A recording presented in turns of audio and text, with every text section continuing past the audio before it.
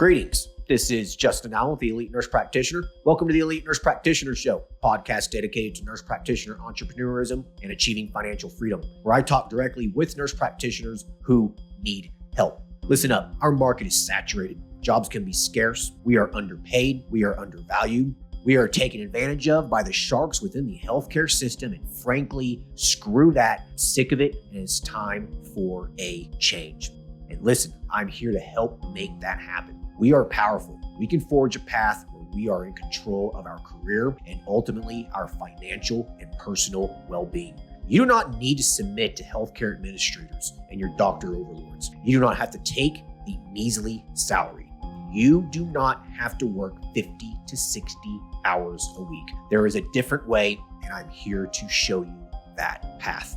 This podcast is raw and unfiltered. I have not talked to the nurse practitioners in this podcast prior to the call outside of an email exchange to schedule the episode. What you're about to listen to is a consultation session between a nurse practitioner and myself. It is real, it is unscripted, it is unplanned, and I have no idea what we're going to talk about. Anything and everything can happen during our conversation. The nurse practitioners in these episodes are struggling with an issue in their professional or financial life, and they have reached out to me for help. My goal is to help the nurse practitioner with actionable advice that will enhance and improve their professional, business, and financial life. My other goal is to hopefully help my nurse practitioner sisters and brothers build a more productive, powerful, and free life. So I hope the content and information within these podcast episodes does just that. All right, onto the episode.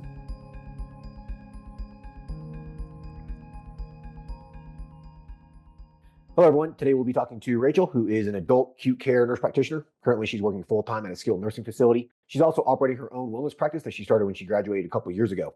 She's needing help growing her business, developing partnerships, and becoming a successul entrepreneur. Hey, Rachel, how are you? I'm good. How are you, Justin? Hey, doing good. Thanks for hopping on here. So let's go ahead and get started. So tell us about yourself. How long have you been a nurse practitioner for, and what you've been doing since you graduated? Yeah, so I've been in the healthcare industry since 2008. I graduated in the Philippines and then moved here to the US 2018. And I started my nurse practitioner school 2019 and graduated 2021. And then I was still like working as a full-time nurse in critical care. And then after that, I opened my practice end of 2022 while still working in the hospital as a full-time critical care. So right now I'm working as a hospitalist in a long-term facility and a skilled nursing facility. Okay. And so you started your practice right when you graduated school. So tell me a little bit about that. How did you muster up the courage to do that? Because I know a lot of NPs are scared of starting their own business right out of school. So what pushed you over that limiting belief and, allowed you to do that? Yeah, I started initially with partnership with two partners. I think I was scared to do it on my own, but then it didn't work out. So I left that partnership and built my own by myself. It's just very dramatic. So that's why I had to leave. But since I was a kid, I learned how to do like small type of, entrepreneurship, learn from my parents. I think that's what um driven me and be confident on doing business by myself and by your help as well with your courses that pushed me. Yeah. Okay. And so how is the business going? You've been open for 2 years, correct? Yes, yeah. So I got a little bit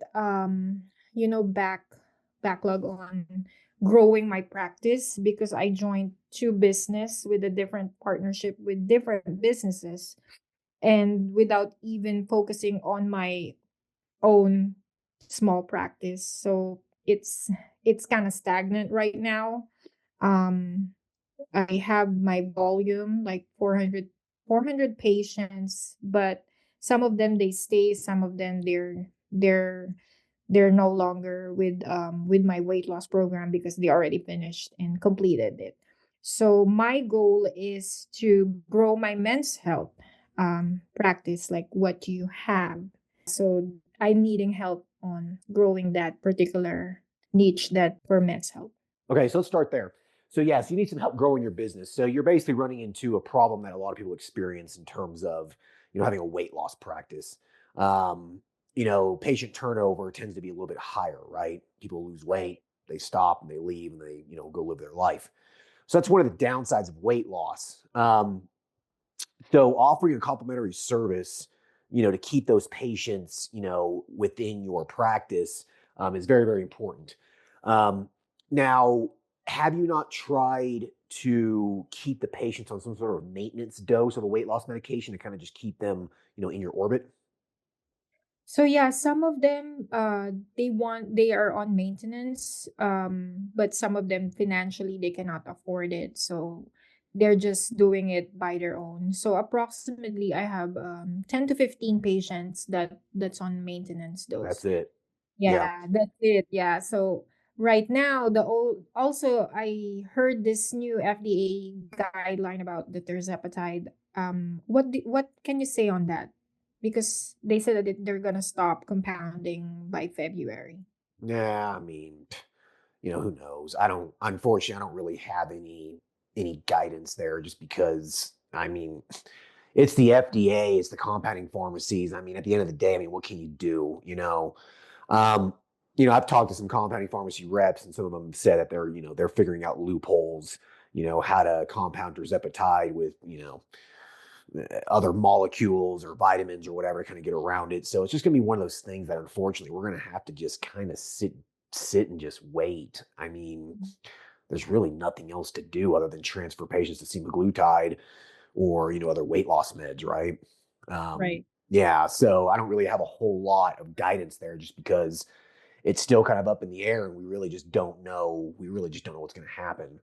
Um, but this is why it's important not to have all your eggs in one basket. It's also another reason why I really don't prescribe much tirzepatide for my practice at all, just because I knew it was going to be one of the first GLP-1s to be taken off the compounding pharmacy lists. Um, but in terms of keeping patients on maintenance, if they can't afford staying on a GLP-1 maintenance therapy, then you really should consider some other things like, a low dose phentermine or Contrave or something like that, just to keep them in your practice. I mean, even if you're only charging $100 a month, it's better than nothing, right? Right. So, my recommendation for people with a weight loss practice is use the GLP-1s, get them to a good weight, and then Mhm. transfer them over to Contrave or phentermine or something to kind of help keep them um, as a basically as a paying customer. So Right. you might want to start thinking about doing that just to kind of keep patients, so that way you don't have such a high turnover rate. That will snowball your income and it'll help you, scale your business. Right. What about doing like aesthetics? Like, do you think it's helpful and profitable? No, not really. I don't. The margins are so thin with aesthetics. I mean, there are people who do make good money with aesthetics, but it typically takes a very large investment with, various machines and stuff. I personally wouldn't do it just because it's labor intensive. Usually it's very expensive to do it. The training, the machines, the equipment, the supplies. Personally, I'd rather go with the easier service lines that are cheap and have a low time investment with it, which is what you're wanting to do with like the men's health, for example, or hormone replacement therapy. That's probably where you should be focusing your efforts on. You could do men's health HRT for men, but you could also do it for women too if you want to. I mean, if you see a lot of female patients, then you should try to keep them as a long-term patient. You should increase the lifetime value of that customer. They hit, their goal weight, but you should try to keep them as a customer, and you do that with HRT or, some sort of maintenance weight loss medication, or even just vitamin injections or something. Right. Um, that should really be your goal, because, vitamin injections, HRT, weight loss, peptides, these things have a low time investment to them. They're pretty easy to do. They don't really require a lot of your time, and they're fairly cheap. Aesthetics is labor intensive. IV infusion is labor intensive. So it really just depends on how much time you want to be spending, in your business. Like, how much of a partially passive income stream do you want to build versus an active one, right? True. Also, recently I opened like I opened another LLC because I also do wound care and primary care. So I separated that from cash pay to this insurance based acceptance. So do you think it's a good decision to do that? I mean, if there's demand there, yeah. Are you taking? You said you are taking insurance? Yeah, for like Medicare patients. Yeah. I mean, sure. I mean, if there is demand there and you can grow that, then, having an insurance-based practice, I mean, it could be profitable, especially if you can hire another nurse practitioner to see those patients for you, for example. Right. But I mean, if you can just do that for right now for the time being, sure. I mean, it's just, it develops another income stream for you, right? True. Um, and having an insurance-based practice is relatively safe and a pretty, predictable income. Mhm. So, um, so yeah, I mean, I think it's probably a good idea, but like, you're doing it the right way. Keep that separate, right? Keep it a separate LLC, separate bank account, etc. Okay, gotcha. And question for you, how did you grow your men's health practice? Because I think that's my challenge also here. And being a female, some of the men doesn't want to really talk to a female provider about their concerns. Well, I mean, I have female NPs that work at my men's health clinic. I haven't really ran into much of an issue with it. I mean, most men really just, they don't really care. They just want treatment. So Right. don't let that be a limiting belief for you with that. I mean, at the end of the day, they just want care. They want someone to review their lab work and prescribe them testosterone and do it well. Like, at the end of the day, they really don't care if it's a man or a woman doing it. I haven't ran into any of those problems at all with my men's health practice. So how do you grow it? I mean, it's just like any other business, right? I mean, if you provide really, really good customer service, provide, excellent patient care, market it correctly, um, and charge affordable prices, then, it should grow on its own. The thing with men's health is that a lot of patients in men's health are looking for that service to begin with. And Mhm. so you really have to make sure that you're easily found with men's health, kind of the same thing as weight loss. You Yes. can advertise on Facebook or whatever, it's basically cold marketing, but your Right. goal with men's health is to basically make your clinic easily found when men are looking for testosterone replacement therapy near them or a men's health clinic near them. Mhm. So really the easiest way to do that, and I've said this before in podcasts, numerous times, is that your Google business listing should say men's health and testosterone in it. If you do Mhm. that, Yes. and you have reviews, people will start calling and scheduling appointments. Like it's really not that hard. You have to have a little bit of patience with it though. Mhm. Um, it does take a little time to develop that patient base. But if you can be patient with it, then it should pay off. So your Google business listing should say, weight loss clinic or whatever it is that you're doing with weight loss Mhm. and men's health and testosterone replacement therapy or men's and women's health hormone replacement therapy. Like that, your Google business listing should say that, and then Mhm. people should just find you on Google, especially if you have lots of reviews. So you want to make sure you're, easily found.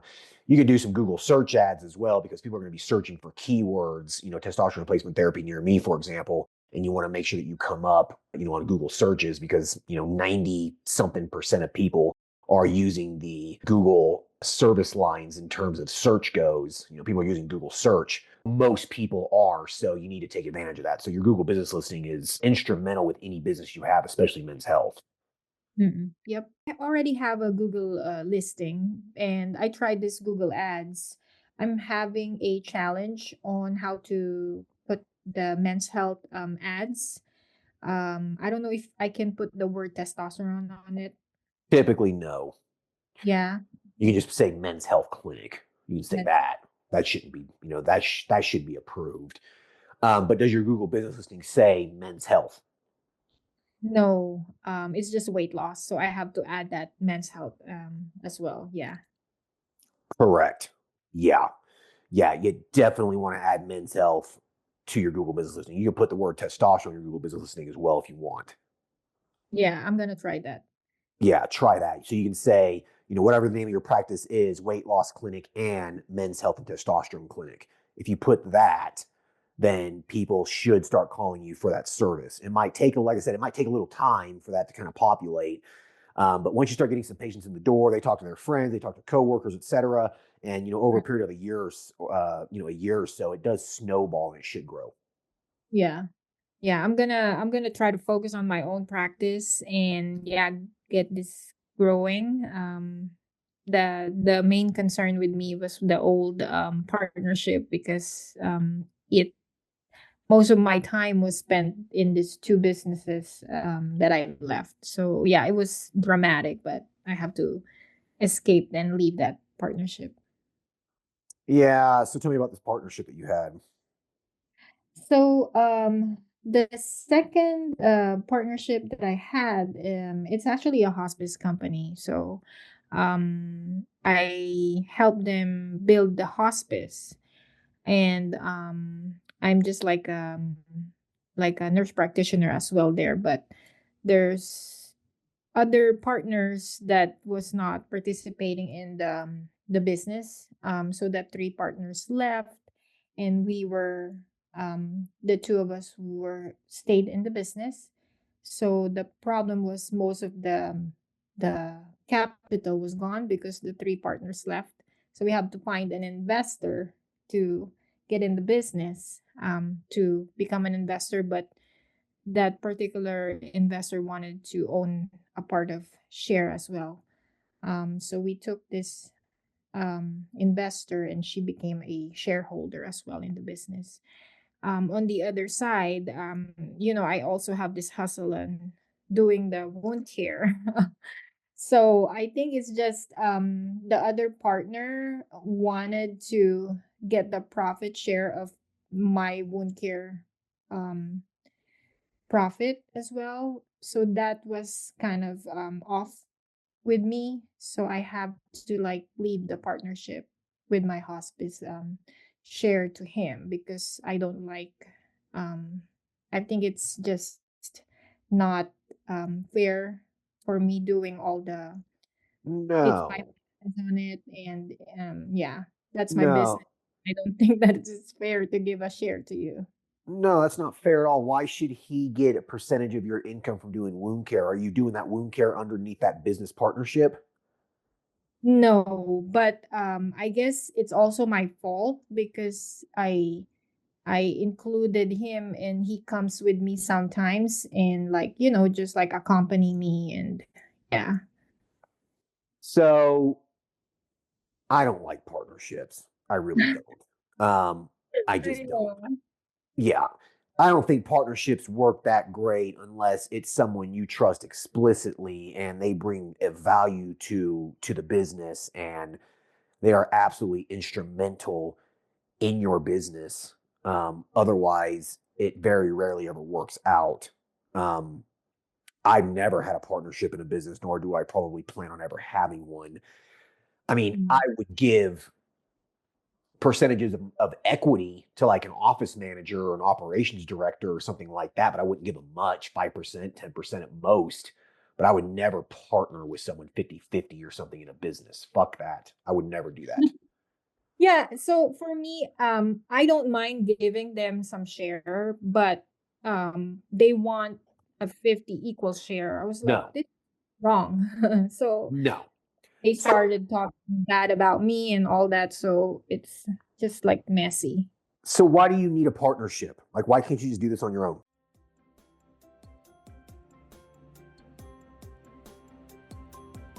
All right. I hope everyone's enjoying the episode so far. I just wanted to take a quick break to thank everyone listening and also give a big thank you to all of my social media followers and email subscribers. If you haven't done so yet, please subscribe to our email list at www.elitenp.com and make sure to follow us on Facebook, Instagram, and LinkedIn.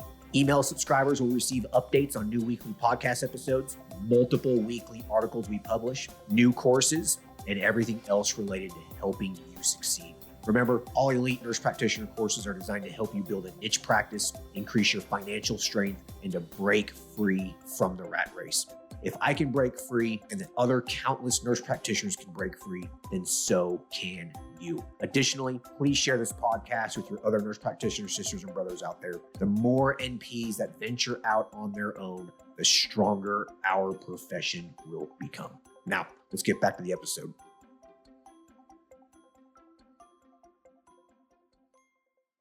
Right. So that's why. So that's the reason I left, and I just want to focus on my own business.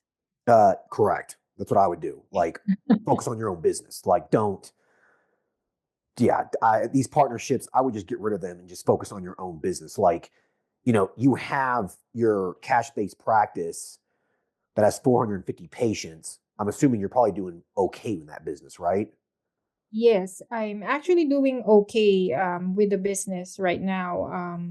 Approximately like, I make like 10 to 20 per month. Um Okay. yeah. Yeah. So you always double down on what's working. Okay. Yeah. Don't start getting this overload paralysis, this squirrel syndrome. Oh, look at squirrel, Right. like a dog, right? You, you need to focus on what's working. You double down on what's working. Like if your cash-based business is generating, $15,000 a month in profit, then grow that. Why start something else? Like and if you're wanting to do an insurance based primary care practice or geriatric practice or whatever it is that you're wanting to do, then okay, do that and just focus on those two things. Everything else is complete and total noise. Don't waste your time. Sometimes it is better to say no than yes in business. Like I say no 95% of the time to opportunities because it's a waste of my time. It takes me away from what I'm focusing on. What you're focusing on. Yeah. That is the main problem that I experienced this year. Yeah. I learned. Yeah, you learn, right? I mean, that's a very, very common problem amongst new entrepreneurs is that, they do one business and they're like, oh, wow, this is a lot of fun. And they want to do another one, then they do another one, then they do another one. And before you know it, you're just completely overloaded and you can't give enough love to any of your businesses and they just stagnate. So, my recommendation is listen, you got two businesses. You got a cash-based business that's generating a profit. You're going to have this insurance-based practice that probably will generate a profit as well. Stick to those and leave it there and just Right. focus on growing those. Right. Yep. I'm Yeah, gonna that's what I focus. would do. And so your weight loss clinic, again, try to reduce the turnover rate. Okay. Mm. You have patients that are paying you money. Don't let them just disappear. Don't let them go. Right. Do whatever you can to keep those patients in your orbit. Even if it's $50 a month for B12 injections, fine. Mhm. It's better than nothing, right? Right. That's Right. true. Every single weight loss patient, when you do initial blood work on them, hormones and stuff should be checked as well. Mhm. Like that way you can sell them on hormones as well. If you get an HRT patient, those patients tend to be patients for life. Right. And Yeah. the weight loss patients, keep them on maintenance. Put them on just 90 milligrams of Contrave a day and charge them $100 a month or something. Just something to keep them in your wheelhouse. And then you focus on that men's health and that HRT and start growing that within it. And before you know it, within 6 to 12 months, your patient turnover rate should reduce and your men's health arm of your practice should start growing and your income should probably double. Yeah. Yeah, I'm gonna try to focus, and I'm renting a room right now. Do you think it's better if you get your own, like your own space? You mean like buy your own office? No, like lease your own office with 3 to 4 rooms. Well, yeah, I mean, it's definitely going to help you grow, right? I mean, if you're just in a room right now, I would definitely, I mean, if you're making $15,000 a month, you have some extra money. You should start investing that money back in your business. And one of the investments that you can make in your business Mhm. is renting a new location. Right. Yeah. Something on a main road, something with Right. easy parking, something that's easily found. You know what I mean? Right. Correct. Yeah. Also, the challenge here in because I live in Las Vegas and the competition is crazy here. What do you recommend for like especially the competition is very tight in a location? I mean, it's difficult. There's not really a whole lot you can do when a market's very saturated. The only thing that you can really do is separate yourself from everyone else by providing value to your patients. I mean, concierge care, free vitamin injections, providing really, really good customer service, answering patients within hours when they call, whatever. Like that's what's going to separate you from everybody else, especially the big corporate, HRT weight loss practices. Yeah, that's true. Any other questions there? And you mentioned you never had experience with partnership, yeah? I mean, I've done some partnerships before, and I just, I did partnerships very, very early on in my entrepreneurial career, Yeah. and they just never worked out. I just, I stopped them. Oh, Again, you only want to partner with someone who truly brings value to the business. Like the business would not work as well unless they were there, basically. Like, what do they bring to the table Mm-hmm. that you can't? Like, why do you need them? I think that's the biggest question you need to ask yourself. Like, what do they bring to the table and why do I really need them at the end of the day? Do I really truly need them or can I do this myself? Mm-hmm. Okay. Did you experience like when you leave that partnership, did you experience like this people just used you or something? I mean, that's kind of the problem with partnerships is that a lot of people do just kind of use you. I mean, at the end of the day, people are selfish assholes. You, I mean, they just are. They only care about their own well being. I mean, I hate to say that, but that's just human nature. I mean, just accept it. You can't fight against it. Just accept it. It's human nature. Right. So, again, I mean, what do they bring to the table? I mean, why share profits with someone unless they're truly unless they truly deserve it. Right. You don't need financial investment. Like, why do you need an investor? I mean, you work full time, your business is making $15,000 a month, you Mm-hmm. know, just invest that money that you're making back into your business. Like, screw Mm-hmm. getting an investor and going into debt. Just do it yourself. Like, Right. if this was easy, everyone would be doing it, right? I mean, I didn't pay myself $1 for Yeah. years from my businesses because I kept reinvesting the money back into the business for it to grow. Mm-mm. Yeah. Also, my challenge is I'm planning to hire a nurse practitioner and nurses as well to, to delegate the task. Right now, I have a virtual assistant, two virtual assistants that help me scheduling patients, doing marketing and all that. What are your challenges on hiring people like that you really can trust? Yeah, it's hard hiring people that you can trust, right? I mean, that's kind of the biggest thing. Mhm. Um, I've said this before in other podcasts. I think the biggest thing in terms of hiring someone is that you really need to make sure that you vibe with them and that your gut has a good feeling about that person. If your gut is telling you something sketchy about this person, something fishy about this person, or whatever, then don't hire that person. Sometimes it can take a dozen people before you find the right one. You know what I mean? So you have to trust the person. You have to follow your gut with it. And so that can be difficult, right? Mhm. So be patient. Don't hire the first person who applies. Just be patient. Um, and trust your gut with it. And also make sure that you have, their job duties clearly outlined, clearly identified. Like don't hire someone and not really know what you're going to do with them. You know what I mean? Right. Mhm. And pay them well. Pay them above market rate, pay them more than other businesses are paying them. If you do that, you'll get loyal employees. For your employees, yeah. I think I've listened to one of your podcasts about you mentioning that. So I had a nurse, but she left because of a better opportunity. So yeah, she was asking for a raise, but I guess my raise was not enough with the current offer that she has. So yeah, she left. But she's a good nurse. Yeah, I mean, it always sucks when you lose a good employee, right? I mean, Yeah. sometimes you just, you can't pay them enough. Sometimes they want more and you just can't realistically do it. So, um, you just got to find someone else who you can pay well that wants to stay. So yeah, I mean, Mhm. it sucks. I've experienced that before as well. At the end of the day, you really can't do much about it unless you basically just compromise and negotiate and settle for what they want.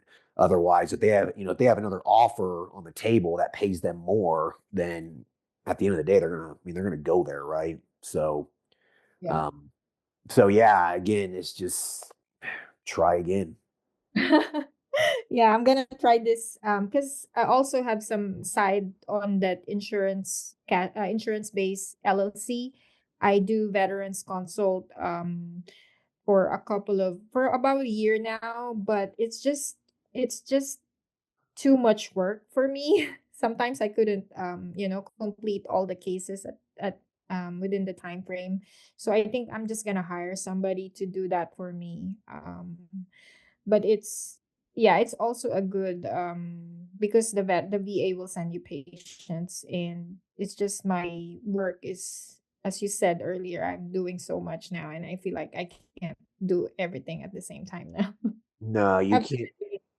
Yeah, you can't. Yeah, you can't do everything. You can't be everything for everyone. Like you're gonna really have to just focus down on two things. Like, the easiest way to determine where you need to go, the easiest way to um, determine, where should I put my focus in on my business is follow the money, follow the income. Like, where am I making money?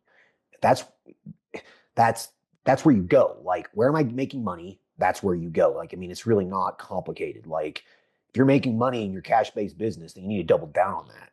If you're gonna be making money with your Medicare geriatric practice or whatever it is, double down on that as well. Everything else is noise. Like, just let it go. Right. Yeah. Yeah, you're gonna drive yourself crazy. I mean, you're gonna get burned. I mean, you're gonna burn yourself out. And like when you Burn burn out out, your fast. businesses suffer. That's true. Yeah. Yeah, I listened some of your podcast, like your goal right now, because somebody's working for your men's health clinic, and mostly you're focusing on elite NP. So that's really good. You help us a lot. Most of the nurse practitioner who started our the practice.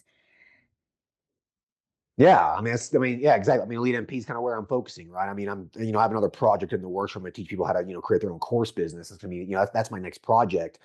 Mhm. Um, because I have time now. I don't really see patients much anymore. So I have some time. Um, all the Right. operational stuff with Lead NP, I have other people doing a lot of the, the busy work for me now. So yeah, so I have time to focus on other things. But if I didn't have time to focus on other things, I wouldn't be trying to build another bridge, right?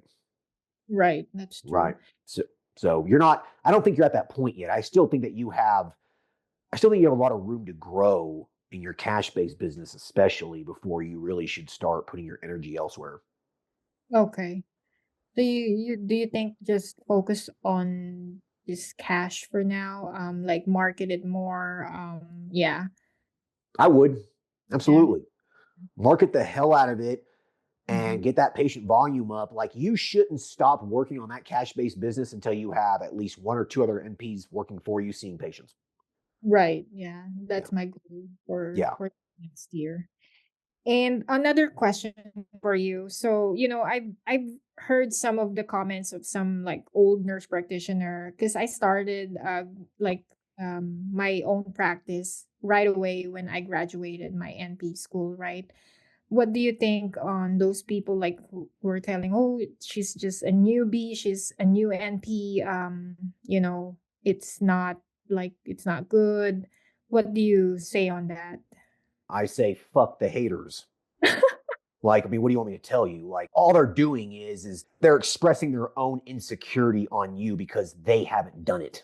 They're jealous at the end of the day because you're doing it and they are not. So don't Yeah. listen to them. You focus on what Rachel wants to do, not what other people think you should be doing. Like, I'm 40 years old, and at this point in my life, fuck it. I don't care what people think of me. Like, if I'm going to do something, I'm going to do it. I don't really care what you think of me. I don't care what you tell me. I don't care. And so you should develop that same mindset as well. You should develop a mindset of not letting things bother you, especially what people tell you. So Right. Yeah. don't worry about it. You worrying about that and you thinking about that Mhm. is stealing precious time and energy from your mind. Thank you. It builds confidence right now, yeah. I'm new Yeah. in Vegas, so I don't really know a lot of people here. And me being, you know, I think I grew fast compared to other people. That's why there's so many haters. But Yeah. They're just jealous. They're just jealous, you know? They're yeah, insecure and they're just outwardly showing you that. That's what they're doing. I mean, yeah, I've experienced this with women who I've dated. I've experienced this with business, people I've talked with in business. I mean, mhm. don't worry You about what they think just or what cut they say. ties. You just cut ties with this type of people. Yeah, are they benefiting you? Like basically ask yourself this question. Okay, there's basically two questions in life that you should be asking yourself. Mhm. Does this person blank, this person's name, make me a better person? Or does this insert substance, hobby, activity make me a better person? If the answer is no, then you cut Mm. them off or you stop doing what it is that you're doing. Like I had to ask myself that question when it came to drinking. Right. Does alcohol make me a better person? No, it doesn't. So I stopped drinking. Like, does this toxic friend, insert name, make me a better person? No, they do not. I stopped talking to them. Right. Right. Yeah. Like the amount of hateful comments I used to get on my Elite NP ads and the posts that I would make and the videos and the blog posts, et cetera, the amount of hateful comments I would get would blow my mind. You know what I did? I deleted the comment. I didn't even bother responding to it. It's not worth my time Right. or energy. Yeah. I gotcha. Yeah. So just don't waste your time. Don't focus on that stuff. Like focus on what Rachel wants to do. Focus on your business. You are making money. You are doing well. That's what you need to double down on. Everything else is noise. Yeah, I'll focus on doing more ads and marketing, and hopefully getting the right people in connections. Yeah. Yeah, that's exactly what you need to be doing. Yeah. Thank you, Justin. All right, you're welcome. I know this would be a little bit of a shorter episode because I'm kind of on a time crunch here, but do you have any other questions? I think no, yeah, thank you. It helped me boost my morale and focus on my business. Yeah. Yeah, focus on your business. Everything else is noise, okay? Right. And by all means, do not listen to people, okay? Right. They're just projecting their own insecurities on you. Don't don't waste your time. It's a waste of your energy. Yes, I know. Yeah. Thank you. All right, you're welcome. Well, I like to end the episode with you asking me a question. You have a question for me, a personal question or a curiosity, anything like that. Yeah. So right now you're not seeing any patients at all? Maybe like 2 hours a week, not very much. Oh, okay. So if I have this other project that I'm thinking, but maybe in the future, so I wanted to share that with you and, create a course eventually. Will that be something that we can, work together? Yeah, absolutely. I mean, there's been a lot of, you know, other NPs who've collaborated with me on, courses for the Elite NP. I mean, I haven't created all the courses with the Elite NP. I mean, I don't know that much information, right? So yeah, I've helped a lot of other NPs develop a course that, we would end up, selling and funneling through the Elite NP. So if you need help with that, I'm more than happy to help you. You just shoot me an email, okay? Okay. All right. Thank you, So, Justin. all right, cool deal. All right, well, listen, if you ever want to do a follow up, you let me know, and it was a pleasure Yeah. talking to Sure. you. Thank you. Happy All New right, Year. happy New Year too. Take care. Bye. Bye-bye.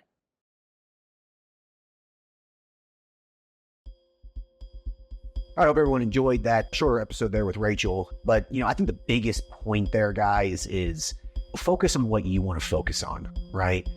Don't let other people dictate what it is that you're doing. There's always going to be haters out there. There's always going to be people who are going to talk down about your business because at the end of the day, they're just projecting their own insecurity on you. That's what they're doing. I mean, don't let people get to you, right? You need to focus on what makes you a better person, a better entrepreneur, okay? That's what you need to focus on. So like I told Rachel, ask yourself those two questions, right? Does this person blank make me a better person? Or does, this hobby, does this activity, does this addiction, whatever, does it make me a better person? More times than not, the answer is no. And so if the answer is no, you stop doing that basically, right? So don't worry about what other people say about your business. So many NPs out there, they listen to people talking trash and they let that get to them. Like, just don't let those people get to you, okay? It is not worth your time or energy to let a hater into your mind. All right, hope everyone enjoys this episode. Talk to you guys later. Thanks. Bye. Thank you for listening to the show. Quick legal disclaimer. The content of this podcast is meant for informational and entertainment purposes only and should not be used as legal, financial, medical, regulatory, or practice-specific advice. For information pertaining to your specific legal, financial, medical, or practice-specific needs, please be sure to consult with your lawyer, CPA, medical director, and or your state's practice laws and the most up-to-date clinical guidelines. As always, do your due diligence when it comes to any information found online and in podcasts. The content in this podcast is copyrighted by Galaxy Medical Southwest 2023 and cannot be duplicated, rebroadcasted, or reproduced without our written permission.